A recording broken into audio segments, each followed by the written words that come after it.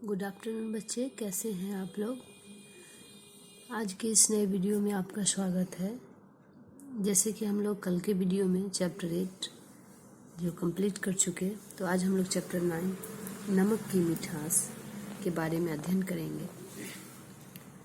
यह कथा सरित सागर से उद्धित यह लोक कथा अत्यंत मूल्यवान है। ठीक है, यह कथा संकलित है, ये ध्यान में रखेंगे, और सरित सागर से उद्धृत है। जो लोक कथा अत्यंत मूल्यवान है। मूल्यवान इस अर्थ में बड़ी बड़ी पोथियाँ जो काम नहीं करती, वे काम कहानियाँ सहज में ही कर जाती है। ऐसी कथाएं इतनी पुरानी है कि कोई भी नहीं बता सकता कि इसे सबसे पहले किसने कहा। प्रस्तुत लोक कथा नमक की मिठास ऐसी ही एक कथा है। इसमें कथाकार ने सोच समझकर निर्णय लेने, घमंड नहीं करने तथा किसी भी वस्तु को तुच्छ अर्थात छोटा नीच नहीं समझने की प्रेरणा दी है। एक राजा था। वह स्वयं पर खुद पर बड़ा गर्व था। वह सदा अपने आकर्षक व्यक्तित्व, अपनी बुद्धि, अपनी सफलता तथा एक बड़ा शासक होने की बातें करता। वह चाहता था कि उसके आसपास के सभी लोग उसकी बातों पर विश्वास करें। क्या चाहता था कि उसके आसपास के सभी लोग उसकी बातों पर विश्वास करें और उसकी तारीफ के पुल बांधते रहें। उसे वही लोग अधिक पसंद थे जो उसकी प्रशंसा करते थे।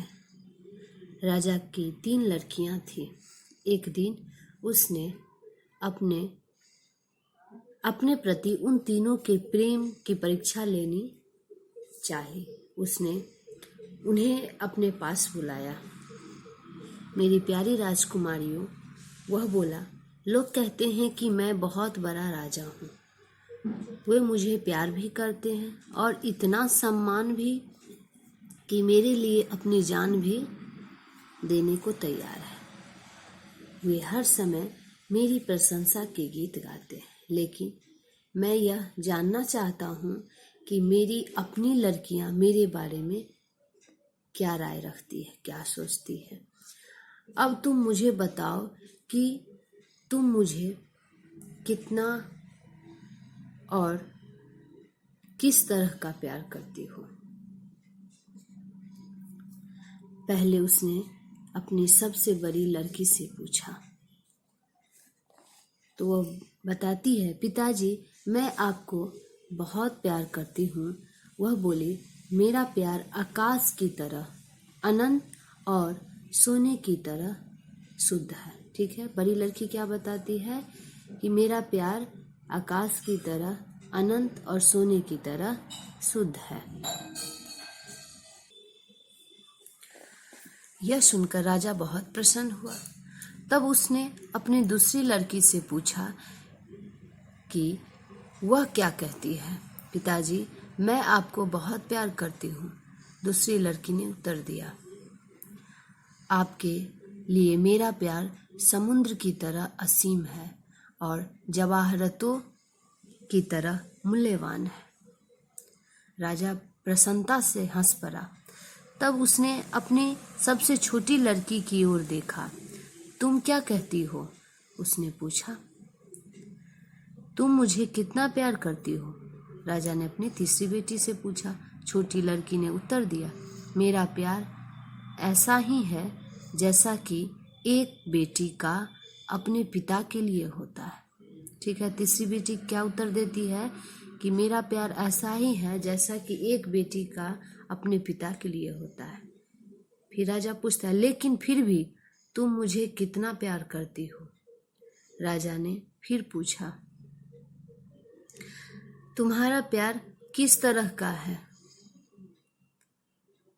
तीसरी लड़की सोचने लगी और फिर बोली, पिताजी, मैं इतना ही कह सकती हूँ कि मैं आपको उतना ही प्यार करती हूँ जितना कि आप और मैं नमक को मैं नमक को करते हैं। ठीक है। राजा बोला, क्या? राजा करक कर बोला, तुम केवल साधारण नमक के बराबर प्यार करती हो? फिर तीसरी बेटी बोली, हाँ पिताजी। उसने उत्तर दिया, तुमने यह कहने की हिम्मत कैसे की कि तुम मुझे साधारण नमक के बराबर प्यार करती हो?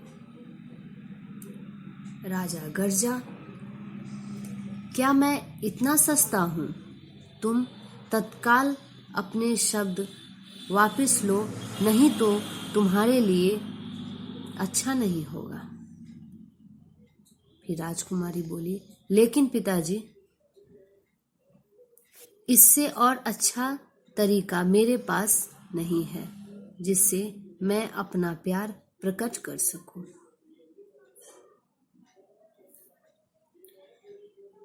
राजा क्रोध से लाल पीला हो गया। उस दिन से राजा ने अपनी छोटी लड़की से संबंध तोड़ दिया। तीसरी राजकुमारी राजा की आंखों की कांटा बन गई थी। ठीक है। जब तीसरी राजकुमारी कहती है कि इससे अच्छा तरीका मेरे पास नहीं है जिससे मैं अपना प्यार प्रकट कर सकूं, तो राजा गुस्सा से लाल पीला हो जाता है और उस दिन से अपनी छोटी लड़की से नाता रिश्ता तोड़ लेता है और तीसरी राजकुमारी राजा की आंखों की कांटा बन गई थी।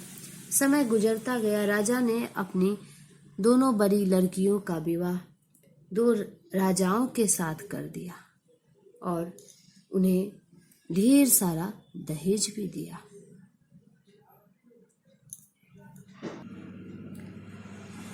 तीसरी राजकुमारी अब अकेली रह गई। रानी ने एक दिन छोटी लड़की का विवाह भी तय करने के लिए राजा से कहा। राजा ने अपनी छोटी लड़की का विवाह एक भिखारी से करके उसे विदा कर दिया। ठीक है। दो बेटी का शादी राजाओं के साथ और तीसरी बेटी का विवाह एक भिखारी के साथ करके उसे विदा कर दिया। राजकुमारी ने अपना दंड बिना एक शब्द कहे हुए स्वीकार कर लिया। अपनी दशा पर उसे जरा भी अफसोस नहीं था। वह जानती थी कि अब वह राजकुमारी नहीं रही, न उसके पास अब धन था, न ही हैसियत। जो कुछ था वह था पति के रूप में एक भिखारी। लेकिन वह एक सहनशील और समझदार लड़की थी और किसी भी स्थिति या कठिनाइयों का सामना करने के लिए तैयार थी।